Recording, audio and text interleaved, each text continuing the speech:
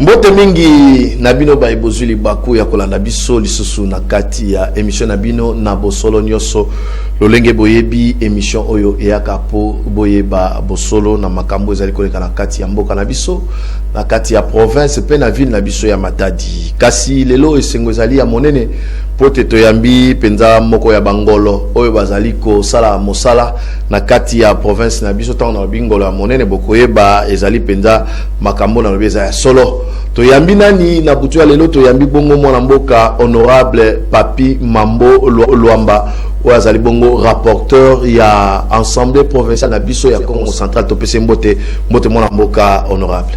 Mbote ndeko journaliste.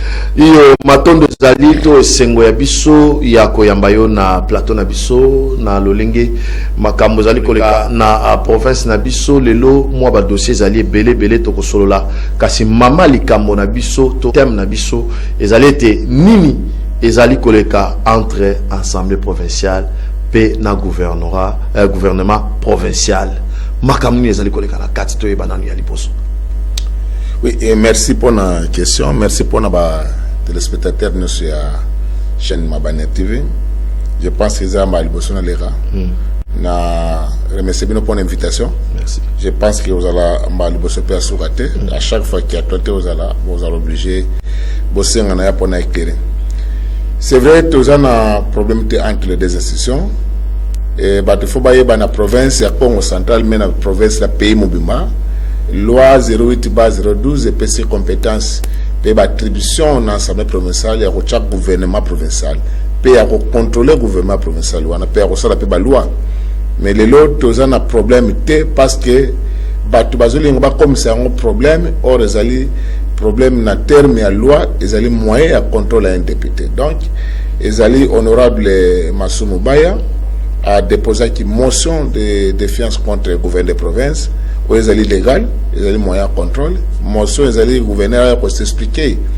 Et dans la promotion, on a il fallait examiner motion. Vous voyez, si les gars dans l'Assemblée provinciale, les députés, c'est le moment où on mais en finish, motion est adoptée.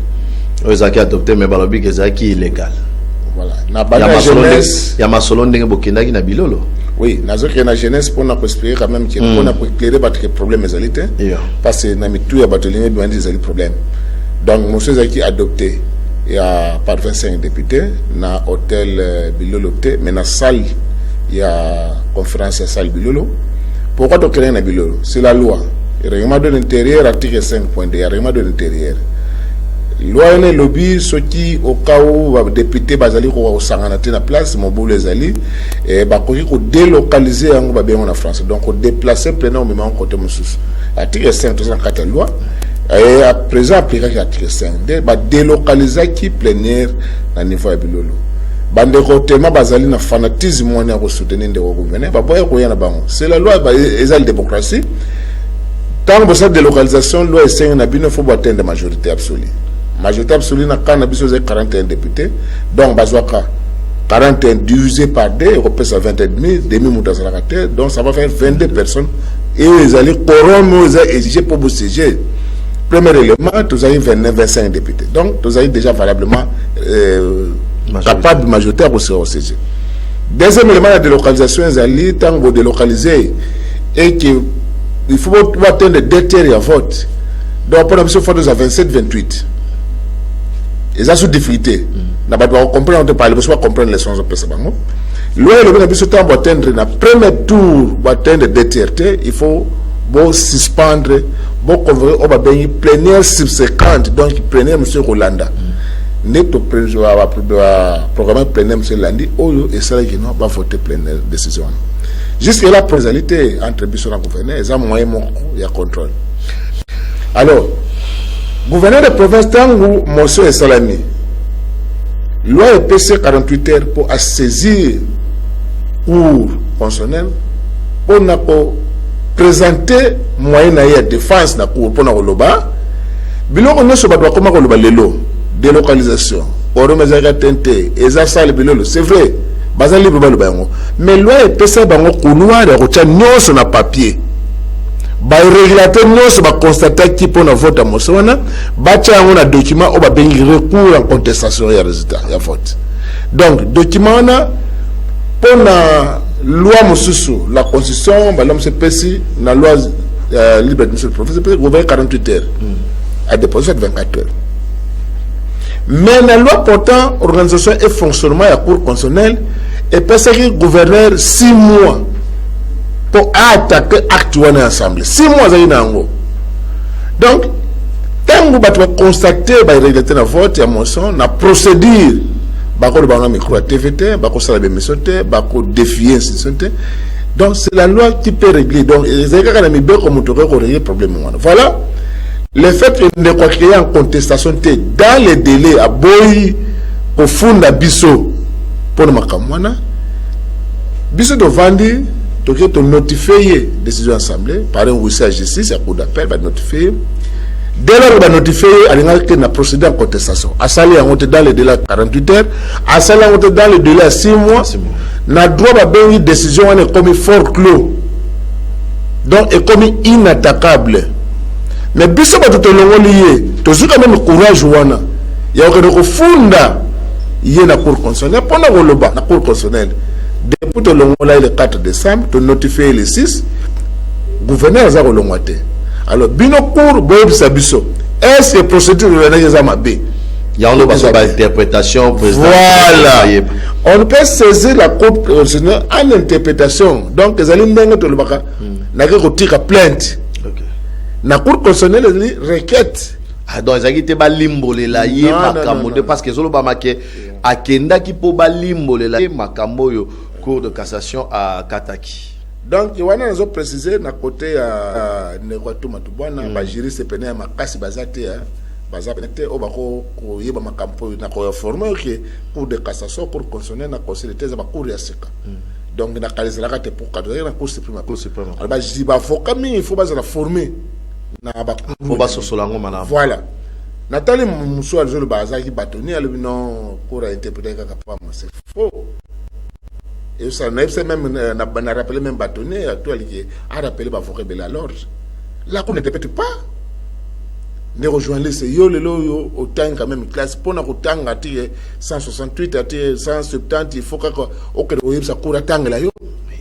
Et puis tant que biso n'engona to senga tant la biso et puis to chef de l'État ba yebisa biso to interpréter te vendre to interpréter c'est faux, c'est un faux juriste. On ne peut pas pour considérer en interprétation la loi tant conflit ezali ya loi bo saisir ayebisa bino comportement ni bozana ngo ne cour tant to pesi requête na biso to pesi ba pièce nyonso ya compagnie de décision wana.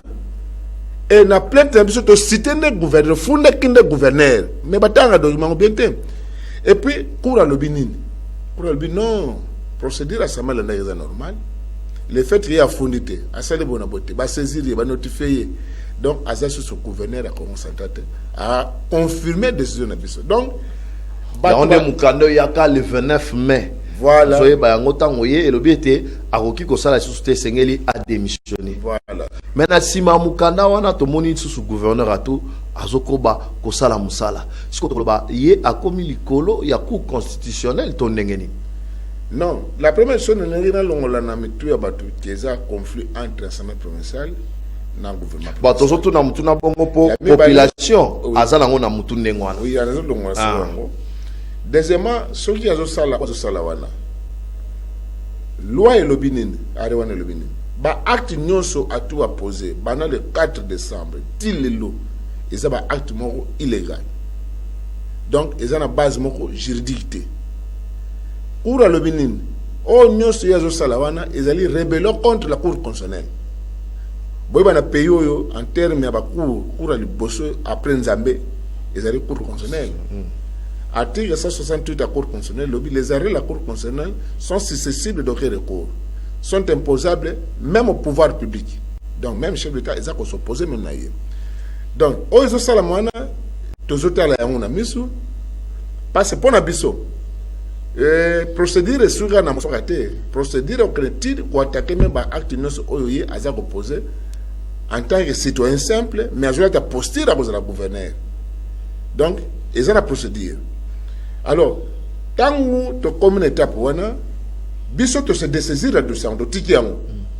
parce que biso toza susu na musala ya kosala te en dehors ya kosaisir cour à répondre biso musala sikoyo ekomi na maboko ya procureur près à cour constitutionnelle parce que article 94.2 ya loi portant fonctionnement ya cour constitutionnelle et lobby ba arrêt ya cour constitutionnelle eza exécuté et pas ya procureur près ya cour constitutionnelle étape toza nango seconde ya ngwana biso to sisi déjà cour ayem biso boza na raison to telemi so cour a problème ngona maboko azuma kama maboko lobi nini yo procureur lokola charge ya ko exécuter arrêt eza mutuna yo exécuter arrêt oyo ndebo mona ki mukana PGR yaki ya procureur près ya cour constitutionnelle et le but messe à tout et bengi messe à tout parce que cour constitutionnelle azo ko reconnaître hier comme gouverneur T. Ah donc bazoye ba kaza gouverneur déchu. Il y a un moment procureur par le lokola yo longo déjà ba député ba longo la yo ne abengaki messe à tout na gouverneur déchu. Alors à le bin na mukana as procureur près à cour de cassation a fond le dossier contre messe à tout pour insubordination per rébellion contre la cour constitutionnelle. Lettres appelées. Le procureur a instruit le président de la cour d'appel à assister à la remise des prises entre M. Atou et le gouverneur intérimaire. Exécution à Rézawana. Parce c'est la nette, tout ça la incantation, tout ça le mouvement pour nous prêter mais l'arrêt est très clair, tout ça en phase d'exécution. Face à ce qu'on a boyé, tout ça le gouverneur décide, M. Atou Azad Jawana. Procureur paie à coup d'appel, bao bazala yuana bakei ba remplacer ba tumsusu, aza déjà wana. Mutu moko na azanga na kati na biso l'intérimaire. Procureur a instruit ministre intérieur a désigné, a confirmé, a désigné mais a confirmé intérimaire conformément à l'article 160 de la loi électorale. Article 160 de lobby na vie souvenir. Donc, n'étape aux alliés tous les message phonique. Oyo est reconfirmé intérim à vice-souvenir. Après, président coup d'appel, bah, c'est remise de prise. Donc, histoire de qui a tout, et cela déjà. Mais, n'a évité, honorable, tant que histoire, il y a Koulou qui est ici là déjà. Mais si on dit les autres nabino qui n'a pas marche pendant que boyibi que cour constitutionnel il y a dans makam nyoso il y a ça que makam bino bozoko ba na ba marche est-ce que on a dit que côté et zo là que ça peut faiblesse nabino yangwana pour bomona na cour constitutionnel à telemi à piki à koki kolongwate siko bomoni seul moyen pour que neza nango na nzela ba marche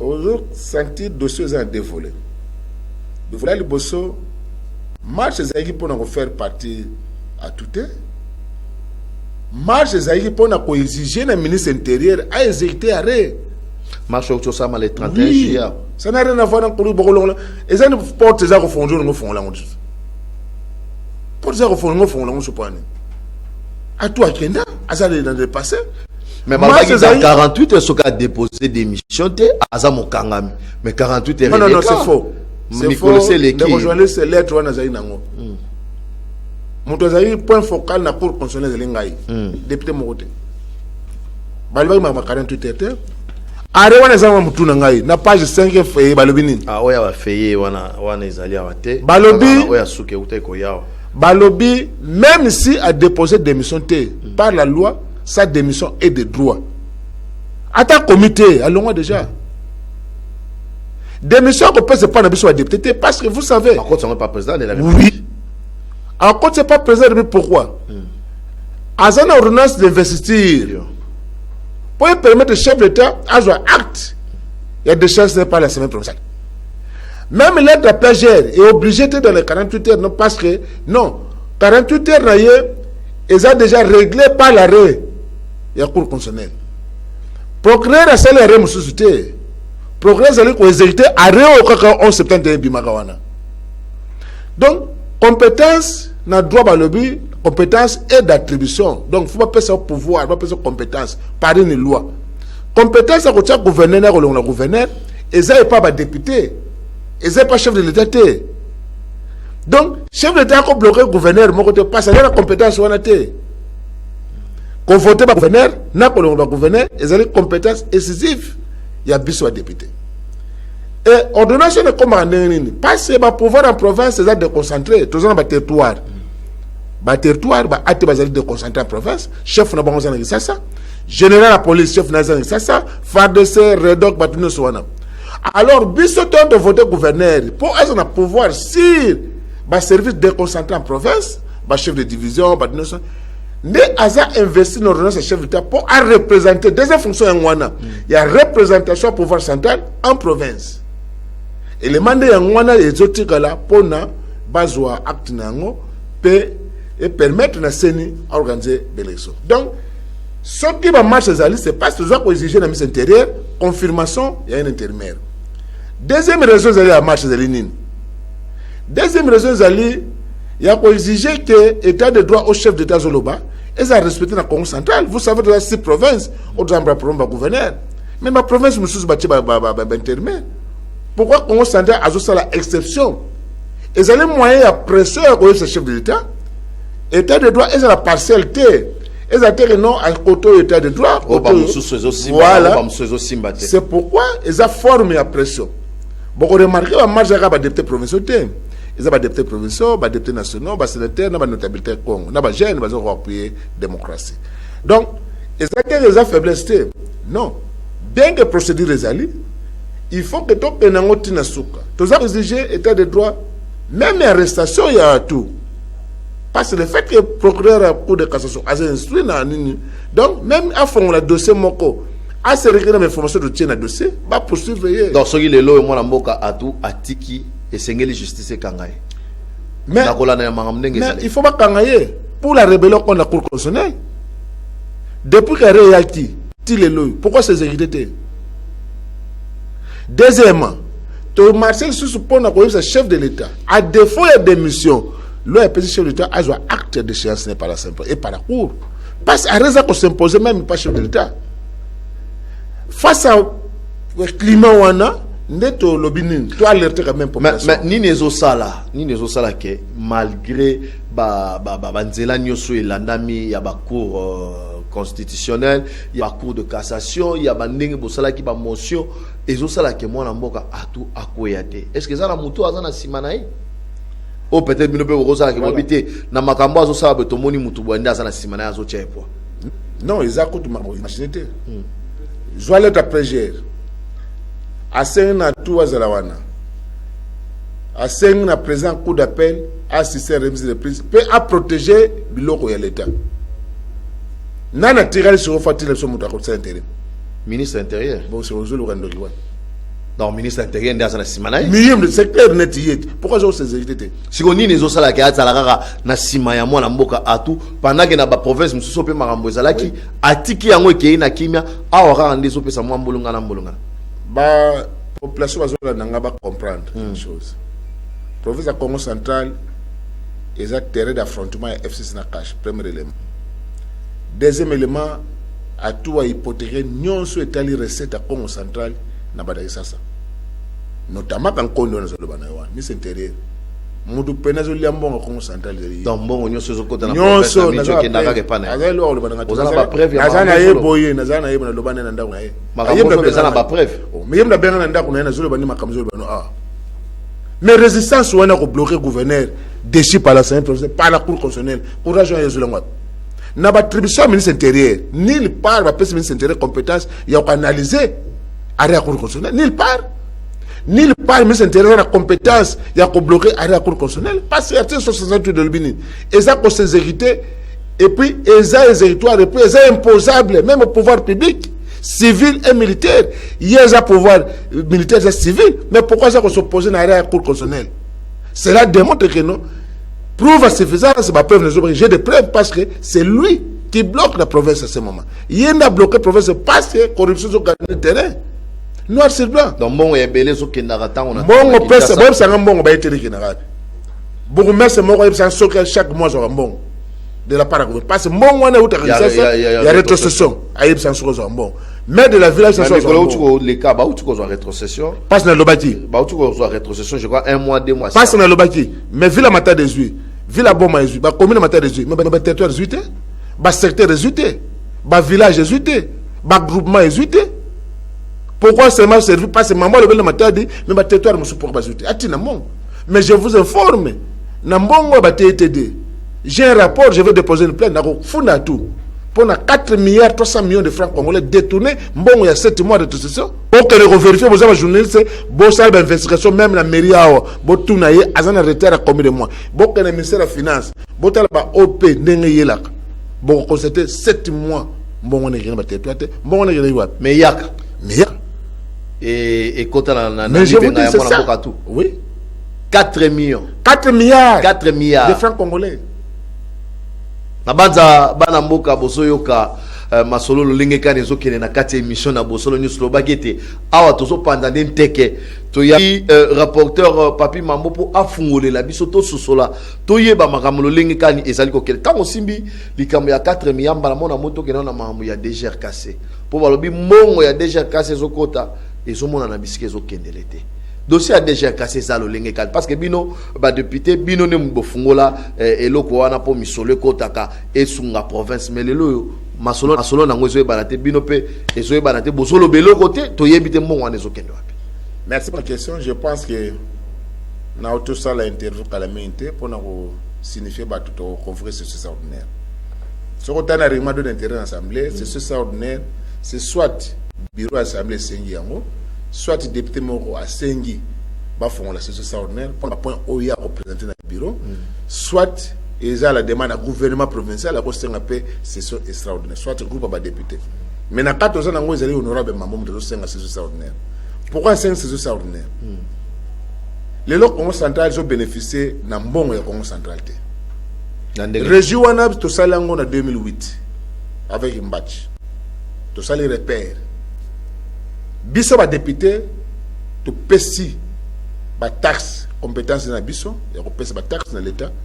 Tant de dans l'État, bon, le col a ça continue bon, mais biso le col a constitution et biso ba taxe belé, biso to légiférer, to voter ba taxe, to le bien déjà cassé yo, to c'est na gouvernement bâti, ça la structure oyo parce que quand la temps ba gouverner ba zaki awa ba taxe tout ba to les raona, ba zaki na service à recouvrement. Mais tout le monde service à recouvrement et cause à la peine efficacité sur le terrain, il faut pas ça là régime mobima. Je vous rappelle, on a payé au mobimo, on a payé au régime les bosseurs par recette, ils allaient repérer. On s'entend de bandit, ma camonoso. Ils avaient des chers. Non, Bazu et pas Nabiso. Vous savez, je suis économiste, il y a un bandit ma camo. Ce n'est pas repère. Tu joues la taxe, tu peux se recouvrir. Le rôle de la loi, le bail va régir aux assurances de la province, il faut la direction de monde transformer comme la DGKC. Et les populations à Congo central, pardon, azo pour se retrouver dans la taxe toujours ça là encore bazo recouvrir dans Congo central taxe wana musana ngozeli nini tant baza ko recouvrir yango il faut tonga banzela et tonga ba école et tonga ba hôpital et sunga bato et futa bato mais vous allez constater les locaux kapona comme na chaîne na bino bana rompo yenkana tina comme na seboye poussière za makasi qu'est-ce qui empêche l'État à affecter mbongo wana na réhabilitation nzela oyo nzela morgue. Qu'est-ce qui empêche l'État à Tonga Banzela Moussou? Tenez c'est ma métropole. Boulevard Mimio, Babenga boulevard Mimio. 300 mètres, et ça 11 mois. 300 mètres, 11 mois. Si vous avez le baki, mon ojo servir après la liste. Ouais, la Pidegal quand même, mais ça l'a mis en entrée clinique. Et ça va pour opérateur économique l'église catholique. Et ça province. Ya solo. Naza mis sa travaux publics na yebi. Tout le monde a qui gouverneur ayagi na masolo wana. Atila ministre ayego sala inauguration. Azama sa te yo inauguré rase. Asala nzela. Zakte rase. Naza mis sa travaux publics. Nzela wana ekutaka biso tango ibani na OVD c'est $4,000 akwa ko pesa ngote. Entre CMDC ekutaka biso $3,600. En tant que ministre de travaux publics, place na sala, ils ont place au monde entre CMDC. Pour nous, na place à il y a un sala. Bilan na yangwana 11 mois. Si vous me donnez un tigre au sein de c'est bon, nous sommes à cause de ça. Et ben à partir de là, ce projet démissionné le 11 avril, comme ministre, première fois le conseil ministre a démissionné à Paris Mambo. Le 11 avril 2019, il a démissionné comme ministre de travaux publics, parce qu'il va aventure. Même on doit remplacer un Guilhem, il va remplacer sa salle déjà. Guilhem Panza, il va changer à inauguré. Biloko besoin mon nom, biloko foner. Qui sent au foner. Son le foner. Nzela 24-15, tu as un pont qui envoie. Ils ont bon foner, Congo central, ils ont bon ça. Ils ont Congo central. Non, ils ont bon foner. Bon, il y a repère. C'est pourquoi il y a un bon repère. Ok, il y a un bon yango. Au bon moment, on a dégagné. Ba Panza yango, il koufa. mais ce que professeur Rosanga mais ça ne bosse que ne pas jouer ngo na zo apprendre yo déjà caché wana lelo bazan découvert bancaire 160 millions de francs congolais nyongo na banque déjà cassé ça na nyongo voilà bato ba kongola ka mbongo ba komune nyongo na banque yeb ça c'est quoi c'est Rosanga point ne le roman Babo mayango mbongo ezokota ndezo ke ni wapi mbongo ezosika na sasa bataki tisekedi bayaki na batu nyonso na mbongo za abilanga na bango parce que comment expliquer mbongo a déjà que ces aliments mais c'est pas un peu 7 mois ba ministre tout chauffeur na ye na bino mo pe boza MP biso ya fodaka biso te biso sasa mais bino pe boza MP biso ce sont les MP parce que ça ce sont général dans les 26 provinces. Ah OK. C'est les 26 provinces ça non non c'est les 26 provinces. OK.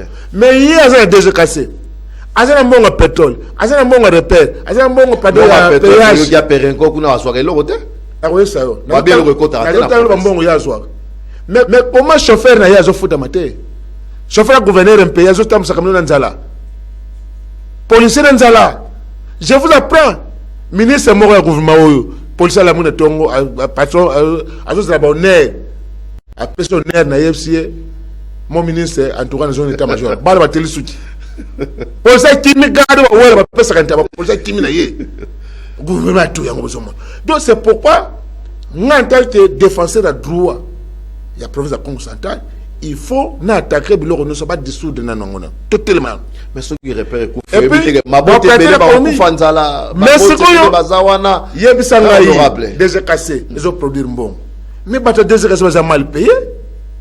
Comment bateau ça mal payé? Ok, parce que sous animateur, il y a parti porté 200 ou engagé le sous. On se casse ces lignes. Bazari 600, bah comme 800. Prime fait quitter. Parce que faire bon marché effectif. En vrai, bazari kawana et quitter. Donc c'est que bateau va refuser ma bien. Il faut auditer le kawana nous, to vendre ces bêtes, to tout na mbongo ezo kenwapi. Parce que sur le salaire ngoté, musani ba voter nga pona ya kusana matati. Rôle à député c'est le kusala mibeko. Pour contrôler l'action gouvernement, pour le service public, déjà quand c'est un service public provincial, d'autres compétences syriennes, péage na compétence yango, péage pe mbongo nango pe balobi tozo mona ngote awa mbongo ekotaka te ezana individu moko azwaka misolo o ekotaka wana ebele akendaka nango toyoki na oebeka toganyaka 3% na recette nyonso basalaka na mois na yebite en tant que député yebisa biso fungola biso toyeba na bosolo nyonso makambo wana eza ndengeni ba mbongo wana nyonso so kendaka wapi. Je vous apprends que na province de Congo central na expérience à 14 ans. Depuis 2006. Nassal m'a fonctionné belé. Premier rapporteur à Congo central, l'Assemblée provinciale. Président comme ce PAG. N'a représenté pays province on a Belgique d'ailleurs. Donc a acquis quand même expérience belé. Ministre. Voilà, membre du gouvernement tout. Président, aux sous dans l'Assemblée, rapporteur. Voilà. C'est pour la deuxième fois rapporteur à Congo central, l'Assemblée provinciale. Problème à péage, je vous dis, c'est pourquoi Aza soutenu Nabato. Donc, tout le monde l'amour naïe. M. Landos a rejoint plus de 5 millions de dollars cash par M. Simon. Moutouan n'a pas soutenu pas tout. Et 5 millions de conséquences des alignées. 3 ans et demi, de plus de 4 ans, de 2018 à 2022, Congo central a rejoint et l'autre côté de monde en termes de payage à Kassango, le Kenge, le Kala. Pendant 3 ans, à hypothéquer pour le pouvoir naïe. Nyongo yazo ke refuta 5 millions wana tangu bazwaka nyongwana ba gouvernement bazwaka nyongwana atoza étudiant eza sera fuka unzola nzela nkalankala ne ya ke kufuta nyongo wana ba fabriquer nyongo mobo ya futi pona ko maquer ya futi nyongo mais eza en principe pona ko soutenir pouvoir na ye. Deuxième élément biso ba député to créer ba péage ba route pour ba route de terrain provincial ango lufu yema pulungongo. Et ça, route de terrain provincial. Bisso va député de créer un péage. Pendant que personne a moyen à gouverneur améliorer la situation de trafic de la province. Et tout ça, il y a un contrat dans la banque. Pour passer la mini, pour financer la province, pour récupérer un bon péage. Mais je vous dis, péage est loufou. 2 milliards de dollars. Mais c'est 6 mois que je n'ai pas. Yeah, mais c'est Simon Azana. Simon Azali concessionnaire. Donc l'État a signé un contrat pour la gestion de péage. Mais à financer ça, à ça préfinancement. Il y a pas poste nous abim simbongo na installé ba poste. soki okomi bapesa 5 ans et aza na raison na ye parce que lelo akofinancer 5 millions de dollars akomi na 3 millions de dollars province ekedefa 2 millions ndenge bakisi 2 millions babakisile bane voilà ye bakoma na jeune na ye asali no nzela ya moins cher ntango ebebi azonga bane kobamba ndenge bane kobamba ndenge babakisile lisusu donc sinon apusanaka ndenge wana contrat.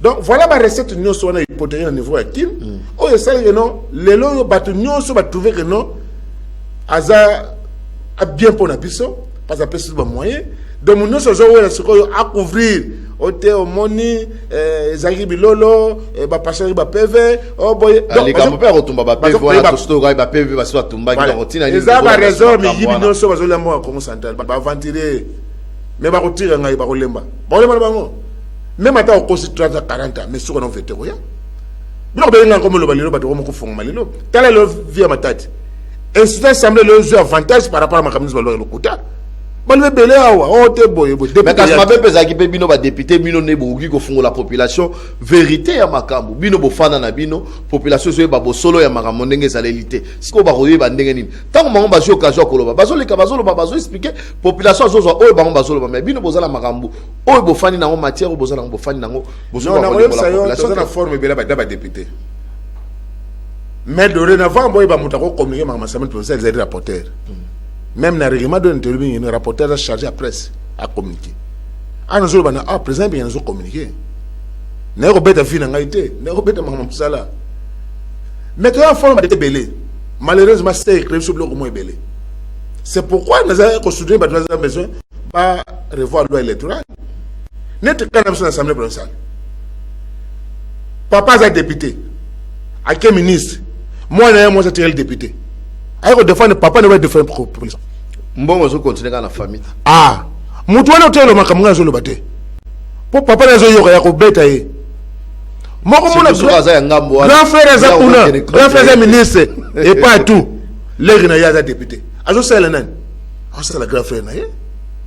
Non mon forme moi de za na ba député za que non, baza na makele le belé. Tantôt 30, tantôt comme 40, comme 60. Donc, bazo c'est pas na bango, na petit na bango, na pas perdre na bango. Mais ngazo servir province. Nous avons lokoza ya kosaka. C'est pourquoi tu tiri batwa kota na lokuta na. Mais depuis que président autorisé ngai, parce qu'il faut président autorisé. Depuis président autorisé ngai, naza ko éclairer l'antenne na ba population, les lo batwa comme comprendre quand même vérité zali. Même na cité ko sande ba débat za sommité. Mais mingi toko tu na sujet ya stade parce que ngonga ndeza ngonga makamweze bela ko ba mengonga likambo stade honorable ba yebisi biso stade soki ezo sala mamusala ezo sala mate soki stade ezo évoluer te bazo tonga yango te ezali nde président muto akangi signature apesa nzela apesa mukanda na ba banque awa epesa mbongo na province te ya mwana stade ekangami soki yeka ka pesi nzela ya signature makamno se fungwami ba stade ekotongama mais to uti komona wa mwana mboka le gouverneur a tout asangisaki basto ya bakolo ba équipe ameka mwa ko solo na bango pona mambo ya stade makambo ya stade eza nini toyeba eza par exemple takangi yango to ndengeni.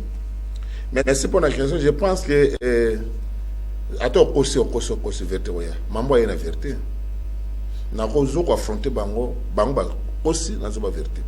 Dans ce stade je pense que ils a faux débat. Sur ça na moto aboya ba pesa tout mo zelingai. Ba autoriser ça ngana c'est un plénière ba autoriser 6 300 000 $ pour assister à ce stade. Ils a année passée. Je crois que ça va 10 mois 11 mois. Tant ouye azu document na atia bimisi ndama mbongo na banque. Abandi ko sana ngo ba ventir pour na ko soutenir makapase wana tango azu mbongo makama mimi bandi. Mbongo banoke na kisasa ko corrompre ba procureur ba douanier ba policier ba tout ba kota na dance wana ko mbongo wana. Na bamba mimi banozo ba mbongo na bango. A ce trouver mbongo première étape c'est je crois ça 2 millions de $. Mbongo écoute la suspension na accueilli. Ministre Matumpa ye ko sala intérim. Ye pa kuta na mbongo ngo loko za autorisation ya province ye pa kuta na mbongo ngo asombi susu ndamba camion o mona ba jipu wana ba ministre bazotambola ye pe suspension kuna sili kuna beti match pa parti bazongsi ye okei akuta ndamba so tirela yiwana ayi ko chevenyo so mbongo esili esali musala mongo te akuta na chance ba camion Matumpa sombaji ekomi ya kaboli ye te so camion wana ya bano kabla biloko bato na ko kabla kabole wana zali ba véhicule bele musu na ke pese pa Nkonde na tuna ka Nkonde pese mutuka na pese de jeep na tuna ka Nkonde quel droit aux Fortuner na teisa ma concentré du zango pa na yo ngana yom to tuni tuni anda ko ne devant ba témoin ba kamlengo kabole onde ngwana itirale ba député ba soutenir yepe wa ne ba mona ya ine ngwana ba ke pa na ye biso peut zo na ba kamlengo pese noté ya ba ministre le fait qu'il y a son mari quand même ndenge makamele kilakité alors makile le kimi na ba radio non ma tout ça zo bloqué o te kuna boye fu ba pese 9 millions bana matadi botombo ka to ba marché salamaki ba lobi la dégage fa de donner azo kanga province na esi président tika baloba et vous entendez na répondre ba pour tout na kin ba démarche na zonga na matadi na esi président to ça document autorisation de PSAE to ke na hotala misala o ya sali comme de ça somba qui tout mais avant na yena ebisa batunini mais dossier stade besoin incriminer président Matusila Pamba ye gouverneur na bino Alex biso bonne volonté nanu ya ko recruter bino ba animateur na ye apesa na mutu moko $5 bo kata matiti parce que kati matiti comme effectivement azana volonté ko sa stade mais zambo za kuna azakata zo kata te kaka ba pese mbongo na ebisa ki batso bo pese mbongo ya okata lo za kene braza oh mbongo so ko le yango autima bon mérité faut nga que na terrain na vérifier na kit na terrain na se match to na stade abengi groupe d'orco abengi ba kuluna voilà nani abengi ancien gouverneur consulaire les sortants comme les bossa na ngami ah muninga na yo bofana na yo bossa na comme na comment on te maison muninga na yo nani muninga na yo atu voilà atu et yesu muninga bofana na yo wala muninga na yo pire ngai ka e bo siko bossa la ko lo ngai ba comme le monde wa sika dans le cours du système donc atu voilà voilà atindi ba policier na major mo ba bloquer biso to kota na state to bongo maiki ba boyela bino bokota mais tous avez 14 députés autres à président de matin tous on est président il faut que le président accompagner président total à comment vous allez à saler parce que 6 millions de morts rebelles bah donc à 6 millions on est à francs congolais non c'est 6 millions 300 000 dollars tout le total à combien de sacs bah déjà combien de briques comme ça tout zonga te PSAE je vous dis deuxième compte de PSAE président à partir de kin a tenu dossier par président Kofine ndeko Pero Mvumbe honorable Mvumbe yende za président Kofine va travailler déjà contrat biloko non c'est après na rapport de Kofine et tel que président a la lettre au commandement banque mbongo ne bima non avant de penser que nous vérifier parce que contrôle biso photo sale en tant que député il faut contrôler le gouvernement a bloqué tant que de mettre sur le poste c'est que yo le président Matusila mudazo ko bloquer ma stade mais tika président Matusila comment tala mbongo pesa ki osana ngo nini mais noir c'est bien je moi rien de quoi toi le mbongo donc aujourd'hui moi pas côté bon comité mais to comité ne bana dor ko za kuna ba kuluna bana ba machine na bino sécurité te bokene ka boy quand même aux institutions non to éviter to éviter parce que déjà boyoki sango oui tout un protocole comme bon mérité commandant ça assemblée comme non bon mérité président parce que badwaza mobilisé péché ba député ba côté à la stade yo le ba qui président Matusila Lembongo peut point deuxième élément to ko pèse 9 millions de dollars de passer stade ngonanu nan ba kati matidité zambe za kuna troisième élément na zone ba bino clair de ça stade c'est pas 9 millions de dollars na ça mise à travaux publics na gérer yango stade wana eza na contentieux à trois sociétés société banaka liboso zengwei défunt Jacques Badou pe son âme salaka rupture la contrat sans que afuta banyongo na bango contentieux za wana deuxième entreprise ya wana mango o mona ka pelouse na ba kiti biloko nyonso défunt Jacques Mudayaka na yango eza entreprise mango mutu soma biloko na Chine et ya nango aw donc il faut que bateau bazoka 3 millions je crois 3 millions de dollars pour commander pelle synthétique et bakiti et tirer na banque faut basement 2 millions de dollars pour achever misala et les 9 millions de dollars besoin mona wana ezali ba travaux connexes ba bureau administratif toiture yango de 9 millions mais si on pèse 3 millions chinois ko tête de la pelouse ba le betami na ndenge za wana siko nyonso za mamunyo se sepana donc c'est dans moi o soit qu'il bosso à compte ali bosso soit qu'il nana a oui pe ko ça a pèse mutu mo dans le monde yemo a pèse mutu mo te donc c'est pour vous dire même à ta 200 stade mais c'est à tout à maîtriser en côté je vous dis à maîtriser dossier à stade c'est pas 9 millions de dollars et aussi c'est le stade je vous dis j'ai été ministre des travaux publics courant no bakata Donc, ils ont au-delà de 9 millions. Ils ont au-delà. Parce que le projet nous, ça, c'est 26 millions de dollars. Ok. Projet nous, parce que le projet banal 12 millions, 14 millions de dollars. Tant que le gouverneur fait genre à sentir que non, ils ont peine modernité. À ben si j'espère le ministère du sport, baye awa, na CG Barthélémy Kito, va revoir ça dango, va moderniser dango. Même bien les journalistes, c'est besoin de salle mobile à presse. Ils ont différents martyrs. Martyrs les journalistes basent à l'Ibanda. Mais dans stade oyo matadi oyo, ils ont stade moderne, besoin de la match na Libanda ya caméra boy, besoin vitré, besoin de la match, besoin de reportage na 4 étapes. Et ils ont toité de Colombie, besoin de Colombie, ba reporter. Donc à moderniser on est comment on a 26 millions de dollars stade wana. Alors 26 millions de dollars, bani besoin 12 millions de dollars. Donc dans les 4 secoyo, il y a 14 millions de dollars pour ne pas achever yango. Parce que c'est qu'on a dans la partie, na ngam kuna balaba kota site. Ils ont un supermarché autant. Donc d'accord sur ma ballon, varese, bottine, quand on a 4 stades. Voilà comment c'est vision dengue ya gouverneur Jacques Zalaki.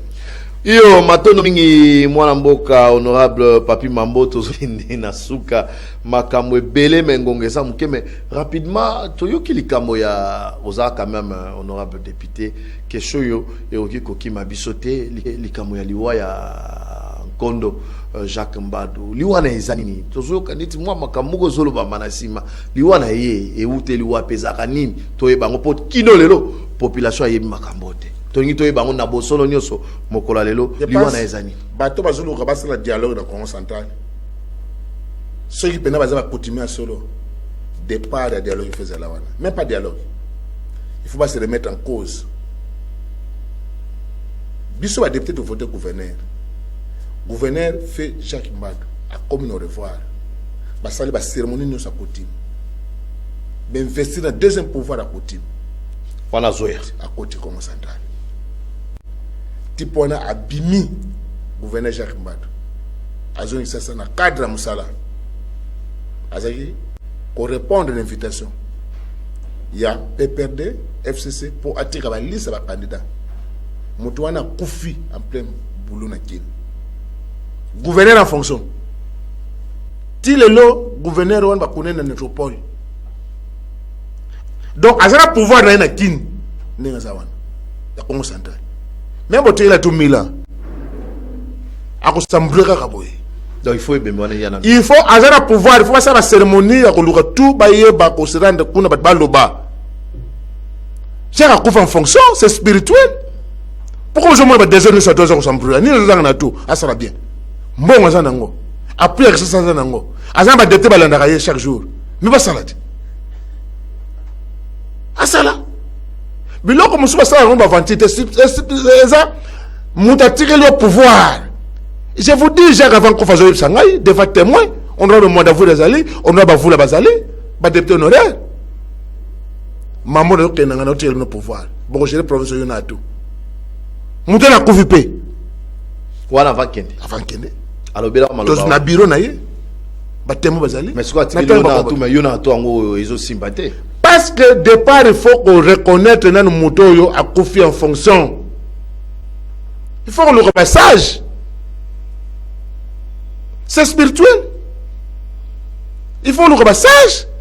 Comment nous devons tirer pouvoir. Parce que les morts ne sont pas morts. Le Seigneur est en Kondo et Zonga. Après une année. Après une année, aux autres. Si on a pas de matin, je vais te dialogue. Mais ce sont déjà bases physiques. Ce qu'on a spirituel, départ, c'est le premier élément. Deuxième élément, pouvoir de cause à la soutenir la bataille extérieure. C'est pourquoi même les provinces en Congo central ont tiré bénéfice. Ceux qui m'ont par mois 300 000 $, 400 000 $ en bon Congo central, ils ont combien d'écoles? Ils ont école naïbi. Avec 40 000 $, donc avec 400 000 $, on a 10 écoles dans la province de Congo central, dans le dit territoire. Mais tout le monde a besoin de ça. Parce que bateau ba yes siko na pouvoir bazo sanga bilo rebelle ba na problème camion ba na problème faire faire ça bien ne ba no ganga ze commander na porte ailleurs force bilo rebelle et rejoindre ngwa akuta mutu mazo pesa mbongo bo kaka avec par l'esprit sus bilo ko tchango ba ils ont été il faut mutu ba vendre calme ba point de départ na pesi yango wana muta kufa na pouvoir azalao c'est différent na ba gouvernement ba kufa ba longwa déjà na musala yi alongwe na poste ya musala akei mission akufi kuna ba kunde para kuna mutu moko te azo penser ko réfléchir. Je vous dis une chose, sur le long na pouvoir dans nango lelo aw mais moi na vital akufi ba 60 70 premier gouverneur Congo central nana ke tonga mozole na ye honorable Mambo. Ah bon? Après, je crois, 50 à 60 gouverneurs baleka. Maman reboire Pierre ou la Tony Mozole Tangam. Na mosne. Na Tony avait fora ou na palabala. Debout na tirangwana, à toi sur ma saga aussi. Allez rangwana, à ta saga moi sima. Collègue ne gouverneur. Na tirango poli le rabanta ba komanda bangwana. Komanda rabanta. Mais qu'est-ce qu'il sango quand même? Nazanan. Quand nous banda que Naza député, la saga de ministre des travaux publics. Voilà vision. Voilà vision muta mayele. Mayole ngi ma bokoko to. Ozo la nyavena mwa bokoko mwa mingi. Pouvoir est une source na yango. Pouvoir nous. Nga pensa descendant. Ce qu'on a descendant te osambru nenga to osambru. Voilà. Iyo tokomi na suka nini koki koyebisa bana mboka o balandi biso na bosolo nyoso ba bisinga ngonga. Na yebi ki ezambala liboso ndenge lobi mbala liboso me mbala suka te à chaque fois tozana besoin tokozana posano penozonga na yebi ke population émission ndenge bazola na appel ezokota ba message ezokota mituna peso kote belé mais toko tuna mituna na bino mikolo ezali ko yata tokozonga sa honorable Papi Mambo na plateau na biso po a tuna à répondre na ba question nyoso bozo o tuna ye na yebi te lobani na suka oki koyebisa population na ngonga oyo yambo ya biso tokokabana pona mukola lelo le baso ezali ke nazo pesa position assemblée provinciale bozo ka wa dialogue o boy na boy position assemblée provinciale to kota dialogue te mais ba député na bino mususu bazakuna na isa yo toza forme bele ba député mais siko bino ba député bozo ke na nord dispersé boza ndenge ni bomoko yozate toko za to yoki ke so bozongi awa kuna lo ba siba komi 25 bino botikali muke bazoluka bakotsa po président Matusila pa koya bango ba koma 25 ba koma 30 ba koma 40 majorité ya ba député ba na salle et puis ma kamine za lebo comme 25 ma kamine za ba comme 26 ba comme 28 ba convoquer plénière